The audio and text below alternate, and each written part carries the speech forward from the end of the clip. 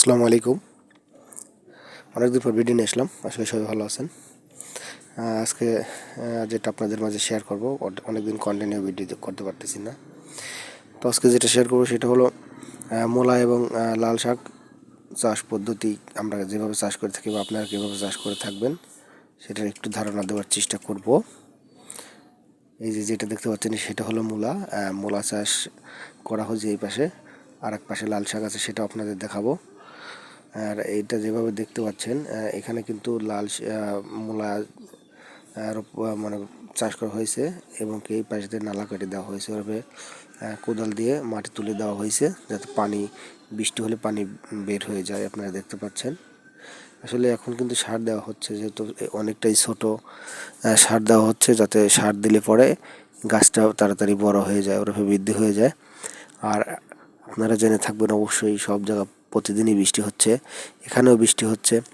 বৃষ্টি হওয়ার কারণে এগুলো নষ্ট হয়ে যাচ্ছে, কিছু সার না দিলে মানে হবে না, যার কারণে হালকা কিছু সারও দেওয়া লাগবে। অনেক পরিমাণ দেওয়া যাবে না, হালকা করে দিতে হবে যাতে শাকটা একটু বেড়ে ওঠে। বেড়ে উঠলে পরে নষ্ট হবার চান্সটা থাকবে না। এভাবে আমরা চাষ করে থাকি, আপনারা চাষ করতে পারেন এভাবে। তো দেখতে পাচ্ছেন বৃষ্টি নেমে কিন্তু অলরেডি পানি জায়গায় জায়গায় বেঁধে আছে, আর বৃষ্টি অধিক হলে পরে ওখান থেকে পানি বের হয়ে যায়, আর অবশিষ্ট পানিগুলো ওই নালার মধ্যেই থেকে যায়। আপনারা শাক এই সময় বিশেষ করে রোপণ করলে আপনারা নালা কেটে নেবেন, নইলে আপনারা লাভবান হতে পারবেন না, বৃষ্টিতে নষ্ট হয়ে যাবে। আর ওই পাশে যে দেখতে পাচ্ছেন ওটা হলো লাল শাক, এই যে দেখাচ্ছে আপনাদের। ওই এক পাশে মূলা রোপণ করা হয়েছে, আর এক পাশে লাল শাক।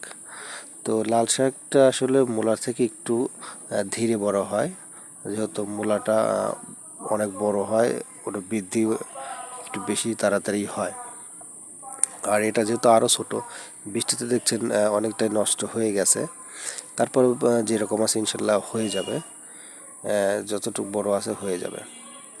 তো এইভাবে আপনারা চাষ করতে পারেন।